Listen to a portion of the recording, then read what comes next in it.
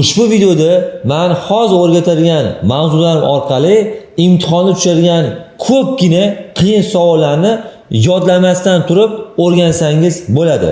Hattoki avtomaktablardagi ekspress kurslarni olmasdan uyda o'tirgan holatda tayyorgarchilik ko'rsangiz bo'ladi.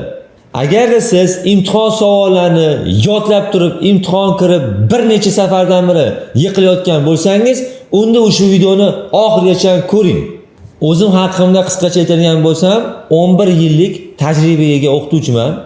Shu tajribamdan kelib chiqqan holatda o'zimni shaxsiy onlayn kurslarimda 1000 dan oshiq o'quvchilarni o'qitdim va 99% o'quvchilarim imtihonni muvaffaqiyatli topshirib, haydovchi guvohnomasini o'z vaqtida qo'lga kiritishdi. Shu kungacha uyda o'tirgan opa-singillarimizni va musofir yurgan aka-ukalarimiz ham onlayn tayyorlov kursimizni olib, tayyorlanib, imtihondan muvaffaqiyatli o'tib kelishmoqda. Agar sizlar tayyor bo'lsanglar, biz darsimizni boshlaymiz. Darsligimizni boshladi, tartibga soluvchi ishoralari. Ko'pgina o'quvchilar aynan imtihonda mana shu tartibga soluvchi ishoralarini yaxshi bilmagandan imtihondan yiqilib qolishyapti. Nima? Oxirgi qo'shilayotgan savollar ham tartibga soluvchilardan bo'lyapti. Yaxshilab ko'ringlar, tushunib olinglar, qiynalmasa savollarni yechinglar. Xo'p, avvalambor tartibga soluvchini nechta ishorasi bor? Biza shu ishoralarni yaxshi o'rganadigan bo'lsak, bizga qancha tartibga soluvchini ishoradan savol beradigan bo'lsa, biz qiynalmasdan, uni ko'rmasdan turib, birinchi marta ko'rishimizdan o'zidayoq bemalol topishimiz mumkin bo'ladi. Xo'p, demak, tartib soluvchini nechta ishorasi bor? Bilib olishimiz kerak. Tartibga soluvchini 3 ta ishorasi bor. Mana ko'ryapsizlar, birinchi ishora, ikkinchi va oxirida ikkitasi, uchinchi ishora hisoblanadi. Hozir sekin birinchi ketin tushuntirishni boshlayman. Xo'p, avvalambor eng kerak narsani aytib qo'yaman. Har doim o'quvchilarimga aytganman, tartibga soluvchini tushunmagan va esdan chiqarib qo'ygan o'quvchilar ham bemalol bitta narsani eslab qolish oson bo'ladi. Tartibga soluvchini har doim orqa tomoni to'xtaydi, bilib olinglar. Orqa tomoni. Ya'ni o'ng yelka emas, chap yelka emas, old emas, orqa 100%. Hamma ishorasi orqa tomon to'xtaydi. Hozir qolgan tomonlarni ham tushuntirib o'taman, lekin sizlar bilib olinglar. Uch ishorasini ham sizlar tushunmagan taqdirda ham esdan chiqarib qo'ysa ham orqa tomonni hech qachon yurgizmanglar. Misol uchun testda savol berishi mumkin. Qaysi transport vositalariga harakatlanish taqiqlanadi, mana shu ishoradan beradi. Qanaqa ishora tushishdan qat'iy nazar qaraysizlar, taqiqlangani so'rayapti savolda. Orqa tomonda qanaqa transport vositasi turibdi? Bilib oldinglar. Misol uchun sariq avtomobil turibdi orqa tomonda. Qaraysiz, sariq avtomobil taqiqlanadi. Bo'ldi. Endi 3 ta variant bergan, 3tasidan faqat bir donasidagina sariq taqiqlanadigan variant qo'shgan bo'lishi mumkin orasiga. Ikkitasini olib tashlashga o'z to'g'ri variant kelib chiqadi. Yoki ikkitasi turar, bittasini olib tashlashga, ikkitasidan bittasini tanlashim kerak bo'ladi. Yoki savolda qaysi transport vositalariga harakatlanishga ruxsat beriladi deyish mumkin. Aynan biza taqiqlangan tomonni olib tashlaymiz variantda. O'zi avtomatik tarzda to'g'ri variantni o'zi kelib chiqishadi va to'g'ri variantdan ikkita uchtasi qolsa, bittasini tanlashimiz kerak bo'ladi bizga. Demak, bilib oldik, ketdi boshimizni. Hop. Birinchi ishorasi qo'llarini yon tomonga cho'zgan yoki tushirgan holat. Xolasa qo'lni yon tomonga cho'zib turishi mumkin. Xolasa qo'lni tushirib turishi mumkin. To'g'ri, hayotda qimillab turishi ham naqalardan qilib. Bu hayotda boshqa ishoralar berishi mumkin hech tartib soluvchi. Lekin test savollari yo'q. Birinchi ishora shuni qo'lni cho'zib turishi mumkin ekan yoki tushirib turishi mumkin ekan. Bilaman, sizlar qaysi tomon to'xtashini bemalol topishingiz mumkin. Orqa tomon. Har doim boya aytdim, orqa tomon harakat taqiqlanadi. Qaysi yo'nalishga yurishdan qat'iy nazar va qanaqa turdagi transport vositasi bo'lishidan qat'iy nazar. Kerak bo'lsa sizlarga shu ishorani berib qo'yib, orqa tomonga bir dona transport vositasini berib, faqat o'ng yoki chap yo'naltira olgan bo'lsa ham, yo'q, sizlar mumkin emas. Orqa tomon to'xtaydi deyishingiz kerak. Demak, bu ishorasi, bu holati bitta narsa ekan. Bu holatda oldi va orqa tomondagi barcha turdagi va qanaqa yo'nalishga yurishdan qat'iy nazar hamma transport vositalari harakat taqiqlanadi, mumkin emas. Mana e'tibor beringlar. Mana oldi bilan orqa tomon to'xtayapti. Balkim qizil avtomobilni o'zini berar. O'ng yoqib qo'yadi. Hech kim yo'qdir balkim. Baribir harakat taqiqlanadi. Old tomonni faqat bir tomon transport berar. Chapga yoqib qo'yadi. Pavorotni. Baribir taqiqlanadi deysiz. Demak, eslab qolinglar. Qo'lini cho'zib turibdi yoki jim turibdi tushirib. Mashina ishora. Oldi bilan orqa tomon taqiqlanadi. Ketdi. Keyingi holati. Demak, ikkita yelka tomondagi mana ikkita yelka tomondagi tramvaylar faqat to'g'ri yuradi. Ya'ni bitta qo'lidan kiradi, bitta qo'lidan chiqib ketadi. Qo'lni xolasi tushirib tursin, xolasi ko'tarib tursin. Bitta narsa. Ikkita qo'l bo'ylab yurar ekan mana. Endi aytishingiz mumkin. Yo, bu izi ikkita qo'l bo'ylab emas. Bu izi yo chap tomonda yoki bo'lmasam o'ng tomonda deyishingiz mumkin. Bunaqa holatda harakat taqiqlanadi. Faqatgina shu ikkita yelka tomondagi tramvaylar izi to'g'ri bo'ladigan bo'lsagina ana o'shanda yurishi mumkin bo'ladi. Xolasi qo'lini tushirib tursin, xolasi ko'tarib tursin, to'g'riga izi, faqat to'g'riga bo'lsa yuradi. Qolgan yo'nalishiga harakat taqiqlanadi tramvayga, mumkin emas. Endi relsiz transport vositalariga qaysi yo'nalishi mumkin? Mana, demak, tramvay ikkita yelka tomondagi faqat to'g'riga dedi. Tramvaydan tashqari qolgan transport vositalarini esa biz relsiz transport vositalari deyishimiz mumkin. O'sha relsiz transport vositalarini xolasi to'g'ri yurgizamiz, xolasi o'ng tomon yurgizamiz. Aynan shu ikkita yelka tomondagilar. Mana xolasi to'g'riga, xolasi o'ngga. Xolasi qo'lini cho'zib tursin, xolasi tushirib tursin. Bitta narsa ekan mana. To'g'riga o'ngga. Endi chapga yurmoqchi bo'lsa-chi, misol tariqasida mana shu yashil avtomobil chapga yurmoqchi bo'lsa-chi. Chapga yurmoqchi bo'lsa, joyda tartibga soluvchini ruxsat etuvchi ishorasini kutadi. Joyda kutadi. O'rtaga chiqib emas, qoida bo'yicha. To'g'ri, hayotda ko'rgansiz o'rtaga chiqib turgani. Yo'q, unaqa emas. Joyda nima qilish kerak ekan? Kutish kerak ekan. Bu yerda hosili e'tibor bersanglar, bitta qator tariqasida berganmiz. Endi hayotda bunaqa bitta qator emas, vaziyatga qarab, gay ham kim haq ketyapti, shunga qarab, bo'laylik son nechta shunga qarab ishora beradi. Bu to'g'ri o'rtaga chiqmasin, joyda kutib tursa, orqadan kelayotgan to'g'ri yurmoqchi bo'lgan haydovchi qayerga yurishi mumkin deb savol tug'ilishi mumkin ayrimlarda. Unaqa noto'g'ri tushunmaysiz sizlar. Demak, o'zi asosiy biz urg'uni tushunib olishimiz kerak. Urg'u ishora qo'lga berilyapti. Demak, ikkita yelka tomonli tramvaylar faqat to'g'riga, relsiz transport vositalari esa xolasi to'g'riga, xolasi o'ngga. Mabodo chapga yurmoqchi bo'ladigan bo'lsa, relsiz transport vositalari joyda kutish kerak bo'ladi. Mana, e'tibor beringlar. Mana ham to'liq holati. Cho'zib turibdi, tushirib turibdi. Mana oldi devor, orqa tomon ham devor. Harakat taqiqlanyapti. Qanaqa turdagi transport bo'lsa ham va qaysi yo'nalishga yurishdan qat'iy nazar mumkin emas. Ikkita yelka tomondagi tramvaylar to'g'riga, relsiz transportlar esa to'g'riga yoki o'ng yuradi. Asli test savollarda burilishini ko'rsatuvchi metal chiroqlarga ham e'tibor beringlar. Misol tariqasida yashil avtomobil berib, chapga yoqib qo'ygan bu shuni pavorot. Xuddi shu rasmda bo'lib o'tdi, tramvay yoki sariq mashina yurishi mumkin. Yashil yura olmaydi, sabab chapga yoqqan-ku deymiz. Shunga e'tibor berishimiz kerak. Bir xil faqat shu tomonni yurg'izib yuboradi, lekin u ikkita yelka tomoniga qanaqa ketyapti, qaysi yo'nalishga yoqqan burchlarga uni e'tibor berishmaydi o'quvchilar. Shu narsaga e'tibor. Biz hozir umumiy urg'u beryapmiz, lekin test savollarida tramvay izi qaysi tomonga, qaysi tomon yo'nalgan, qayerga ketyapti qolgan transportlar, shu narsaga e'tiborli bo'lsanglar, maqsadga muvofiq va qiyin savollar qiynalmasdan yechishingiz mumkin bo'ladi. Mana bu birinchi ishorasi ekan. Buni qo'limda qo'yadi, mana ko'rdinglar? Bunda turganida bundoq bo'ldi hozir mana. Demak, old tomondagi to'xtayapti bu holat, ikkita yelka tomondagi to'g'riga yoki o'ngga. Tramvay faqat to'g'ri yuryapti. Agar izi to'g'rida bo'lsa, mana shunaqa qilib aylanishi mumkin ekan. Bunda turib olishi mumkin mana. Bu yoq ham xuddi shunaqa tramvay faqat to'g'riga, qolganlari to'g'riga yoki o'ngga yurishi mumkin.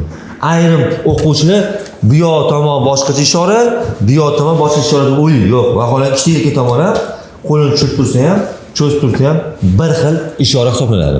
Bilib oldim. Ana endi sizlar bilan ikkinchi ishorasini ko'ramiz. Hop. Mana bu ikkinchi ishorasi. O'ng qo'lni oldinga cho'zgan holat. Mana mashina turadi. Chap qo'lni xolasi chapga cho'zib turadi, xolasi tushib turadi. Xuddi mana bilan bitta narsa mana. Qo'lni yon tomon cho'zib tushirib turgan bitta narsa, manba bu bitta narsa ekan, bitta ishora ekan. Bilib oldinglar? Baquvvat, navqiron bo'lsa, qo'lni yon tomon cho'zib turishi mumkin. Agar charchab qolsa, kerak tushib turadi. Tez savollar bir xil payt tushib turadi, bir xil paytda ko'tarib turadi. Hayotda qimillab turadi, unaqa qimillab. Biz shuni tushunib olishimiz kerak. Demak, e'tibor beramiz. Javob sizlar bilasizlar. Tartibga soluvchini har doim orqa tomoni harakat taqiqlanadi. Mana e'tibor bering, orqa tomon yurish mumkin emas. Va o'ng yelka tomoni to'syapmiz. Sizlar mana shlagbaum bo'lyapti bu yerda. Yurishinglar taqiqlanadi. Shlagbaum mumkin emas. Eslab qo'ying mana. Demak, boya birinchi chorasida qo'lni yon tomonga cho'zyapti yoki tushiryapti. Oldi bilan orqa tomon harakat taqiqlanyapti. Kim bo'lsa ham. Ana endi o'ng qo'lni oldinga cho'zyaptimi? Orqa tomon va o'ng yelka tomonni harakatini nima qilyapmiz biz? Taqiqlayapmiz. Orqa o'ng yelka tomon. Kim bo'lishidan qat'iy nazar va qaysi yo'nalishga yurishdan qat'iy nazar taqiqlanadi. Eslab qo'yinglar. O'tda orqada pajarniy bo'lmaydimi? Skoriy bo'lmaydimi? MCS bo'lmaydimi? Mumkin emas. Ular ham tartibga soluvchi insholarga bo'ysunishi kerak bo'ladi. Ketdi. Keyingi mana. Ana endi tramvay keladigan bo'lsa mana chap yelkali tramvay faqat chapga ketadi mana. Ya'ni qo'l bo'ylab, bitta qo'ldan bundoq yengidan kiryapti, qo'l bo'ylab bundoq chiqib ketyapti. Boya qo'limni cho'zib turdim yoki tushirib turdim. Tramvay qayerga deylasizlar? To'g'riga deydi. To'g'ri, izi to'g'ri bo'lsa yursin deydi. Ana endi o'ng qo'lni oldinga cho'zyapti. Bu holatda nima tursa, tramvay bundoq keladi, chapga ketadi mana. Sizlar uchun bu yoq chap tomon. Qo'limni cho'zib turma, bu ham xuddi shu holat, chap ketadi tramvay. Faqat chapga mana. Eslab qo'ying. Yo'q, izi chap tomonda emas ekan, izi to'g'rida ekan uni, izi o'ng tomonda ekan tramvay degan bo'lsanglar, kutsin. Boshqa ishorasini kutsin. Bo'lmasam izi shu yo'nalish bo'lsa, yursa bo'lar ekan mana. Ana endi qolgan transport vositalari, aynan qolgan relsiz transport vositalari nima qiladi degan bo'lsanglar, mana bular barcha yo'nalishlarga harakatlanishga ruxsat etiladi. Mana buni men o'quvchilarga nima deyman? Zalatoy qo'l deyman. Mana shuni ko'rib olinglar. Imtihon savolida aynan shu tartib soluvchini shu ishorasidan juda ham ko'p savollar keladi. O'ng qo'lni oldinga cho'zyapti. Tramvay hech qanaqangi zalatoy qo'lga qaramaydi. Mana shu keladi, chap ketadi, mana shu keladi, chap ketadi. Agar izi bo'lsa, qolgan transport vositalari esa xohlagan tomon yurishi mumkin. Xohlasa to'g'riga, xohlasa o'ngga, xohlasa chapga, liboy tomon ketaveradi mana. Hayotda nima qiladi? Yur. Tez bo'laringiz mana. Demak, xohlagan to'g'riga ham, o'ngga ham, chapga ham o'ziga qulay kerak bo'lgan qator egalarga ketaveradi xohlagan tomon mana. Eslab qo'yinglar demak. Tushundinglar? Tramvay faqat chapga, qolganlari xohlagan tomonga yurishi mumkin ekan. Demak, keyingi holati mana. Oldi tomondagi tramvaylar faqat o'ng yuradi. Mana shu qo'l bo'ylab mana. Xohlasam qo'limni chap tomonga cho'zib turaman, xohlasam tushirib turaman. Xohlasam cho'zib turaman, xohlasam tushirib turaman. Bitta narsa. Tramvay har doimgidek bitta qo'ldan kiryapti, mana shu qo'l bo'ylab yurib ketyapti. Mashina ketyapti. Ya'ni qayerga ketyapti? O'ng ketyapti bu yerda, o'ngga. Bu chapga. Bu o'ngga tramvay. Bu chapga, bu o'ngga. Agar izi shu tomonda bo'lsa, bo'lmasa yurmasin. Qolgan transport vositalari ham hammasi o'ng yurishi mumkin. Hammasi o'ngga mana. Agar to'g'ri yurmoqchi ekan u yoki chap ketmoqchi ekan u degan bo'lsanglar, nima qilsin? Kutsin. Joyda kutsin. O'ng tomon yurmoqchi bo'lsa yursin, bo'lmasa ham kutsin. Tez savolga sizlar qaranglar. Old tomondagi transport vositalari pоворotning o'ng yoqqanmi, izi o'ng tomondami, unda uni yurg'izinglar. Bo'lmasam tursin joyida. Boshqa tomonni savolga qarab turib yurishimiz mumkin bo'ladi. Mana sizlarga eslab qo'yinglar. Hop, birinchi chorasi qo'lni yon tomonga cho'zgan yoki tushirgan holat edi. Oldi bilan orqa tomon to'xtaydi. Ikkita yelka tomondagi tramvaylar faqat to'g'riga, relsizlar esa to'g'riga yoki o'ngga edi. Mana bu ham tramvay faqat to'g'riga, relsizlar to'g'riga yoki o'ngga edi. Ana endi o'ng qo'lni oldinga cho'zgan holati, chap yelkani holat cho'zadi, qo'lni holati tushiradi. Old tomoni tramvay faqat o'ngga, qolganlari ham o'ngga, hammasi o'ngga. Chap yelkadagi tramvaylar faqat chapga, qolganlari xohlagan tomonga nima yurishi mumkin. O'ng yelka tomon bilan orqa tomon har doim nima qiladi? To'xtaydi. Ketdi. Ana endi 3-ishora juda ham oson ishora. Demak, o'ng qo'lni tepaga ko'targan holat. Mana shu tepaga ko'taradi. Jezl, qo'lidagi jezl usholadi, tepaga bitta ko'taradi. Mana shu holat harakatdir. Ya'ni barcha tomondagi, barcha yo'nalishdagi yo'l harakat qatnashlarini harakatini nima qilyapti? Taxlayapti. Kim bo'lsa ham hammasi to'xtayotgan mana. Eslab qoling. Testda qanaqa savol bergan? Siz chorakga kirganingizda tartib soluvchi tepaga ko'tarsa qo'lni nima qilishingiz kerak degan. Ko'pchilik to'xtash kerak deydi. Bu savolda chorakga kirganingizda deyapti. Savolga qarasanglar, yozma savol. Chorakga kirganingizda kirib bo'ldingiz-ku chorakga. Ko'tarishni kirib bo'ldingiz ichkariga o'sha. Harakat davom ettirish kerak deysiz kirib bo'lgandan keyin. Kirishdan oldin ko'tarib qo'ygan bo'lsa, endi harakat sizlar to'xtatishingiz kerak bo'ladi. Eslab qolinglar. Va qo'shimcha qilmoqchiman. Tartibga soluvchida nimalar bo'lish kerak degan savol kelsa, hamma narsa bo'lish kerak. Ya'ni o'sha variantida jezl, jeton, xushtagi, tegishli guvohnomalar degan variant bor. Shu hammasi degan variant bor. Biz hammasini tanlashimiz kerak. Va tartibga soluvchini xushtak chaladigan bo'lsa, nima vazifani bajaradigan bo'lsa, deysa, e'tiborni jalb qilish uchun deysizlar. Xushtak chaladigan bo'lsa, eslab qo'yinglar. Mana sizlarga 3 ishorasi. Qisqacha shunaqa, ko'rib turganidek sizlarga asosiy mavzudan birini tushuntirib berdim va shundan tushadigan savollarni sizlar qiynalmasdan ishlashingiz mumkin. Agarda shu bilimlaringizni amaliyotda qo'llab ko'rsangiz, qanaqa natijaga erishishingizdan qat'iy nazar bizlarni atmetga qilib ketinglar. Menimcha bu darsdan keyin ko'pchilik savol tug'ilgan bo'lishi mumkin. Shu bilimlaringizni bizga ham o'rgatsanglar bo'ladimi? Shu onlayn kursingizni qanaqa osuv bo'ladi degan. Ha, albatta bo'ladi. Xudo xohlasa tez kunlarda shu onlayn kursimizni ham boshlaymiz. Shu darsni yozayotgan paytimizda profilimizda shu darsni e'lon qildik. Shu e'lon qilganimizning o'zida 15 ta odam tayyorlov kursimizga joy zayd qilib bo'ldi. Onlayn kurs bo'yicha qisqacha sizlarga ma'lumot berib o'taman. Onlayn tayyorlov kursimizni 10 kun mobaynida bo'ladi. Bu kursda siz hamma mavzulardagi testlarni bitta sharhlab chiqilgan holatdagi videoni ko'rgan holatda tayyorlanib, imtihondan muvaffaqiyatli topshirib, pravani qo'yib kiritsanglar bo'ladi. Ha, aytgancha, bu testlarni sharhlab chiqilgan holatdagi videoda siz testlarni yodlamaysizlar. Sizlar testlarni tushunib ishlaysizlar va esingizda qolishi ham oson bo'ladi. Bu videodan keyin sizlarda ikkita yo'l bo'ladi. Birinchi yo'l, shunaqa qilsa bo'lar ekan deysiz va har doimgidek shu yo'lingizni davom etib, imtihondan yiqilishda davom etasiz. Yoki ikkinchi yo'lni tanlaysiz, hoziroq pastiga havola orqali ro'yxatdan o'tasiz va hamma savollarga o'zim javob beraman, darslarni ham o'zim olib boraman. Va albatta sizlarda savol tug'ilishi mumkin. Aynan nega shu kursni olishim kerak degan. Eng asosiysi shu paytgacha o'zingizlar tayyorgarchilik ko'rib bir necha bor yiqilgansizlar va bundan keyingi qadamlaringiz 1 million 200 ming so'm to'lab tavakkal qilishingizga arzimaydi. Meni qo'limdan har xil o'quvchilar o'tgan va sizni holatingizdagi o'quvchilarni ham ko'rganman va o'qitganman va yaxshi natijalarga erishtirganman. Siz bu kursda bomba ma'lumotlarga ega bo'lasiz.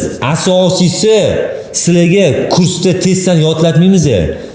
Bittalab o'zingiz tushunib olasiz. Xo'p, narxlar qanaqa bo'ladi va kursga qanaqa qo'shilish bo'yicha pastda havola berganman. Shu havola orqali ro'yxatdan o'tib yozishingiz mumkin. Hozir shu videodan keyin ro'yxatdan o'tganlarga bonus sifatida onlayn kursimdagi bitta videoni qo'shib beraman. Kursga qo'shildingiz, to'lovni qildingiz va kurs boshlanish sanasini kutib o'tirmasdan gruppaga o'sha zahoti qo'shilasiz va hamma savollarga o'zim javob beraman. Kursimizdagi videolarni ko'rib borasiz va o'zimning tavsiyalarimni beraman. Shu joyda videoni yakunlaymiz. Harakat qilib, nima natijalarga erishsanglar ham bizlar bilan ulashsanglar xursand bo'lamiz. Xudo xohlasa keyingi videolarimizda ko'rishguncha. Hammaga rahmat.